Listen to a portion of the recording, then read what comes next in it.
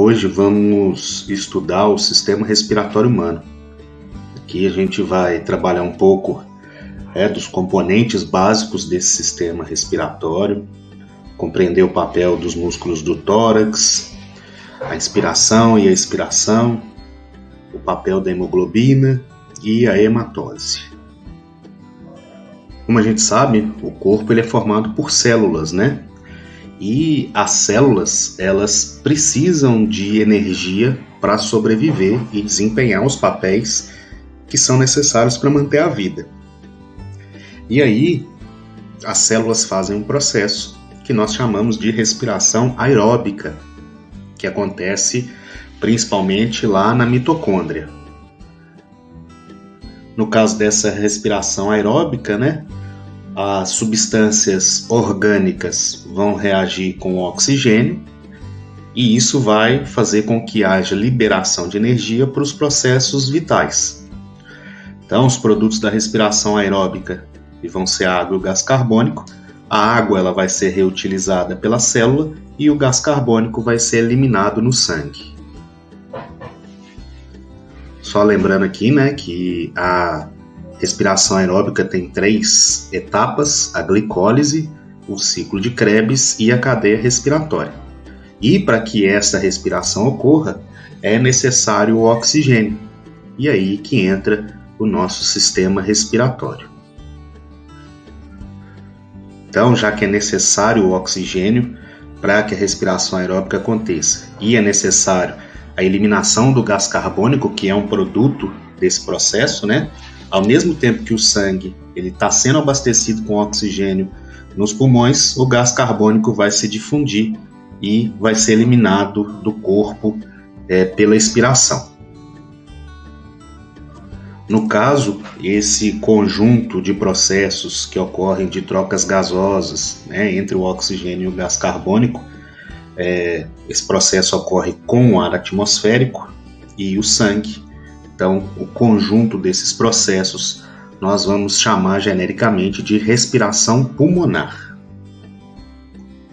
Então, para que todos esses processos ocorram, né, o sistema respiratório ele vai precisar de uma série de órgãos. Então, ele vai ser composto pelas cavidades nasais, faringe, laringe, traqueia, brônquios, bronquíolos e alvéolos pulmonares.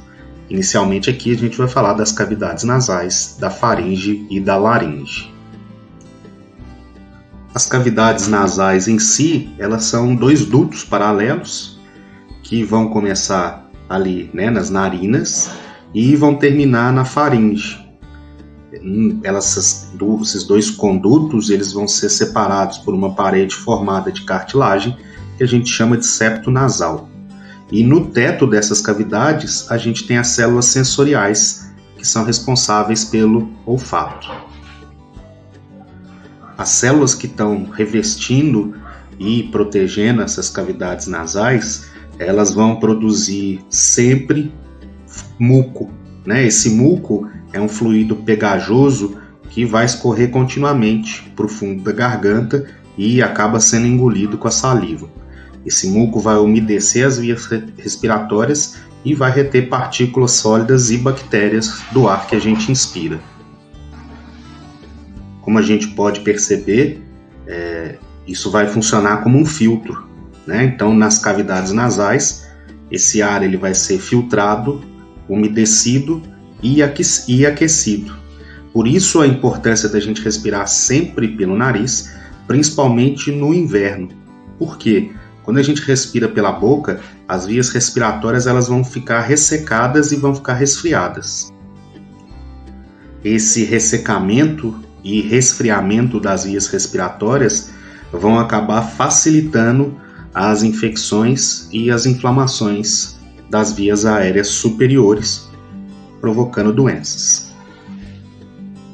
No caso, então, a gente pode falar que uma respiração correta, o ar ele vai entrar pelas narinas, passar pelas cavidades nasais e vai chegar à faringe.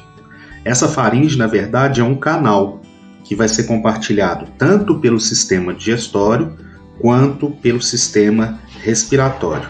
e ela vai se dividir em nasofaringe, orofaringe e hipofaringe.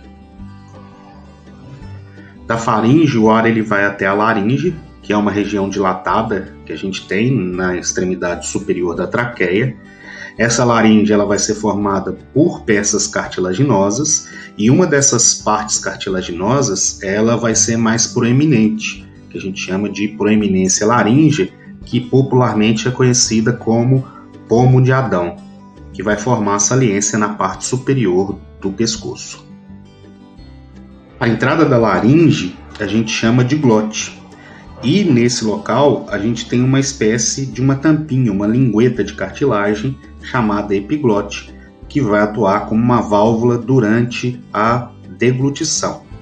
Quando a gente engole, a laringe ela vai ser puxada para cima e a entrada dela vai ser fechada pela epiglote, o que vai acabar impedindo que o alimento vá para as vias respiratórias, causando assim um engasgamento.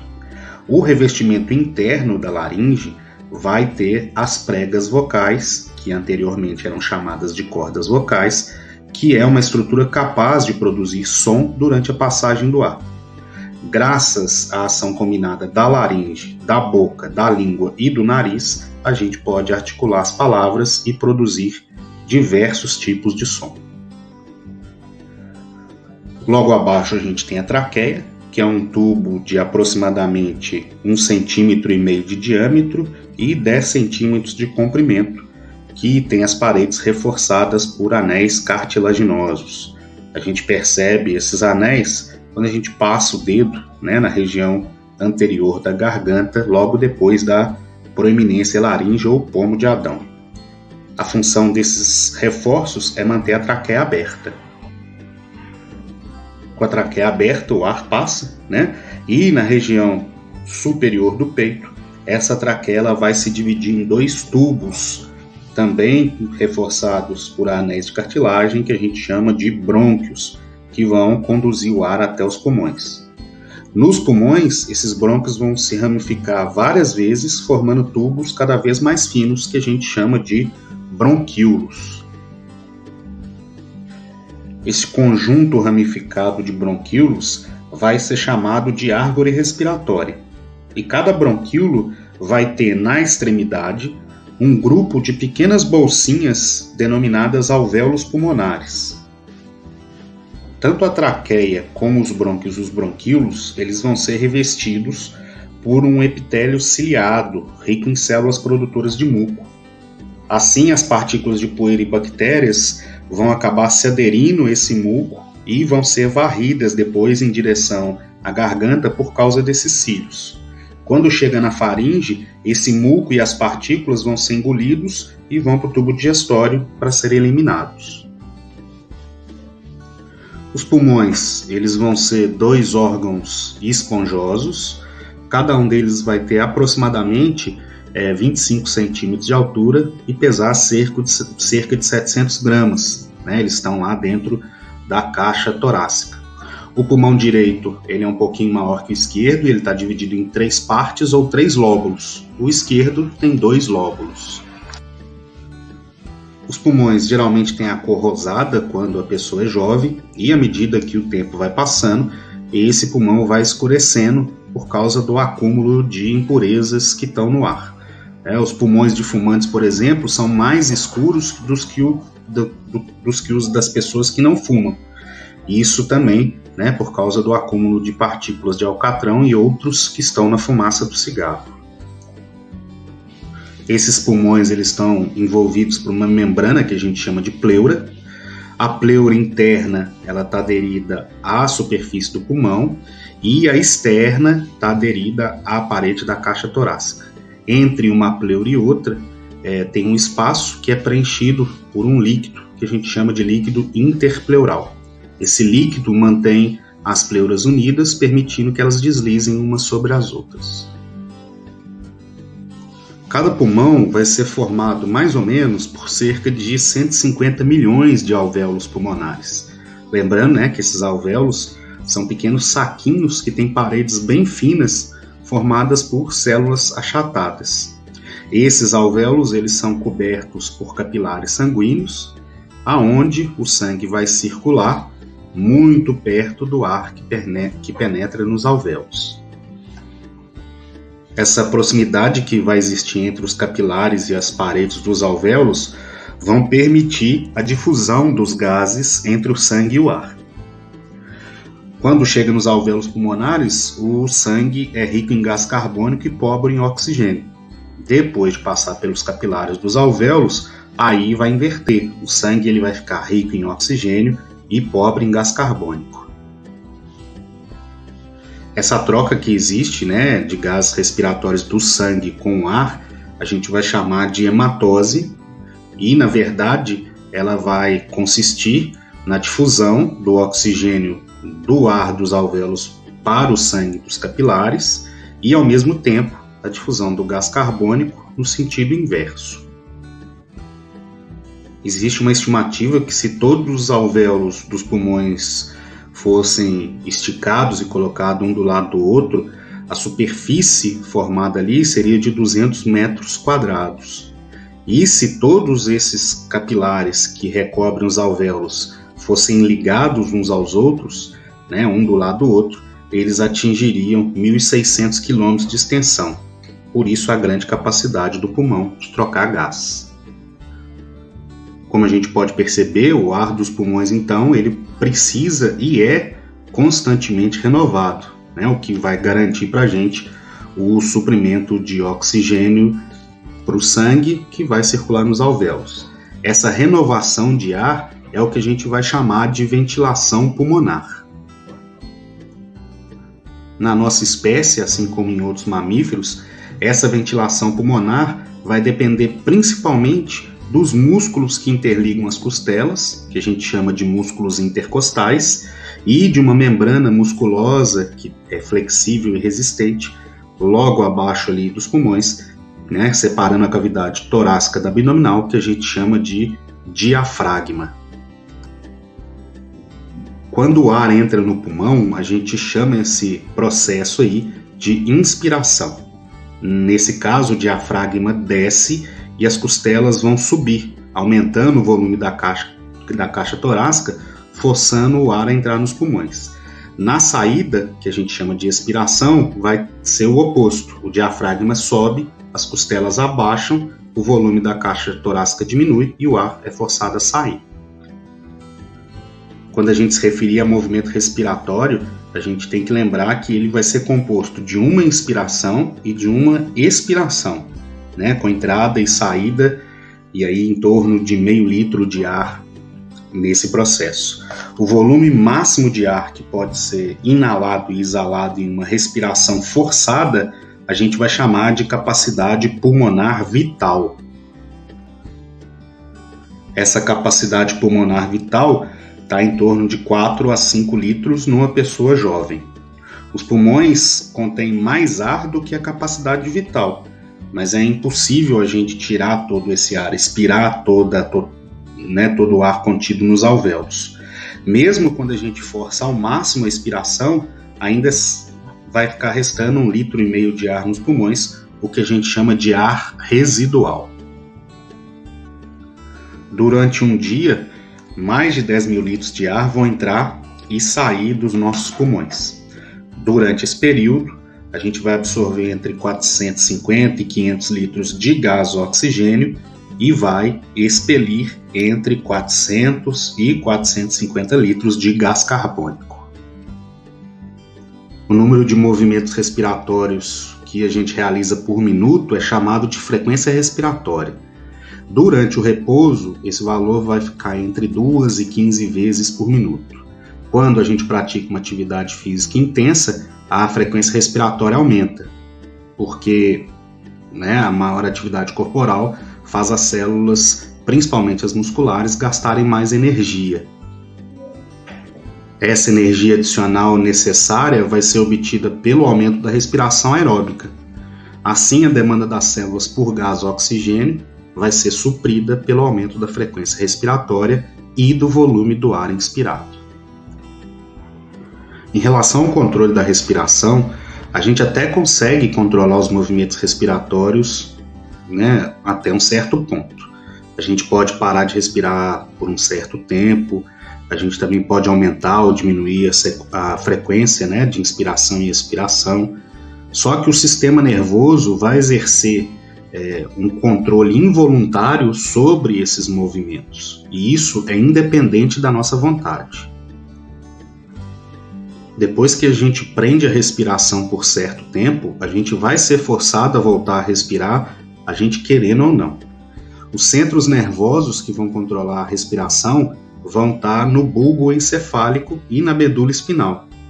Em condições de repouso, aproximadamente a cada 5 segundos, nosso sistema nervoso vai emitir impulsos que vão estimular a contração da musculatura do tórax e do diafragma, fazendo a gente inspirar.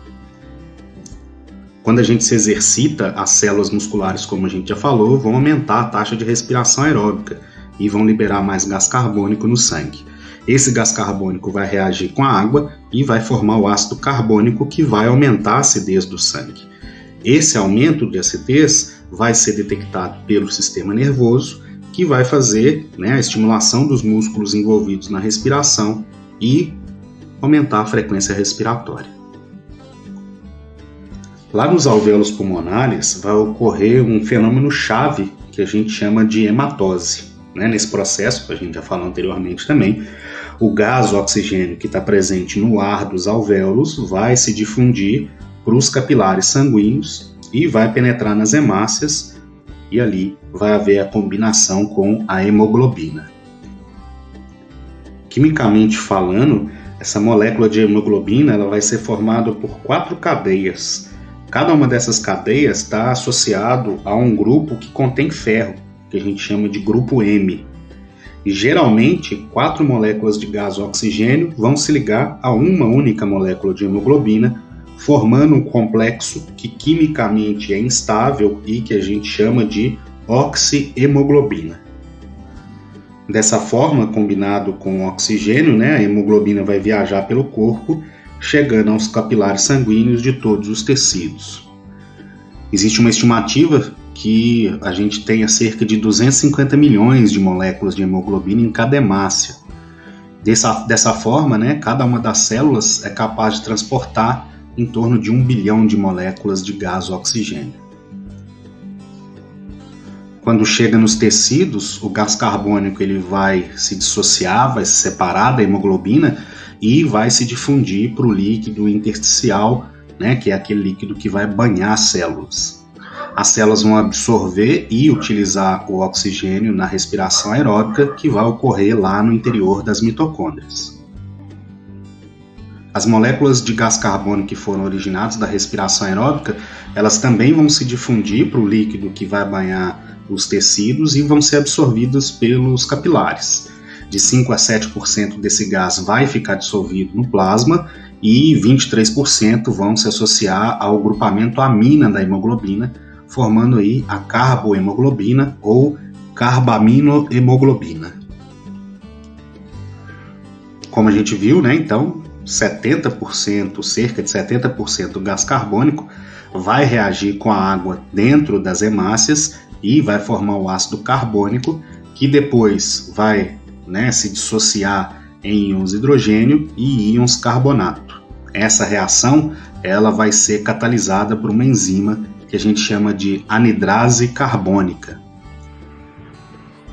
Esses íons de hidrogênio vão se associar às moléculas de hemoglobina, enquanto os íons de bicarbonato vão sair das hemácias e vão para o plasma sanguíneo, onde vão contribuir para controlar o grau de acidez do sangue. Quando passa pelos capilares dos alvéolos, os íons bicarbonato vão voltar a entrar nas hemácias e se associar ao íon hidrogênio. Nessa reação, vai formar de novo o ácido carbônico, que depois vai se transformar em água e gás carbônico. Esse gás carbônico vai se difundir para o ar dos alvéolos e vai ser eliminado na expiração.